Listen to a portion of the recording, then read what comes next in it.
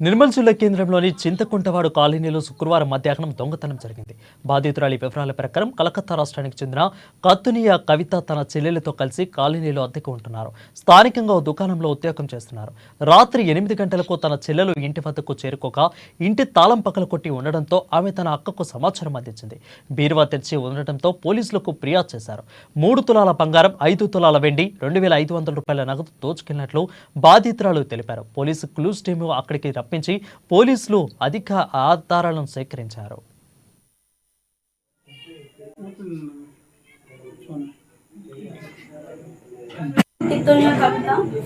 నేను శ్రీమోహన్ ఎలక్ట్రానిక్స్ లో వర్క్ చేస్తా.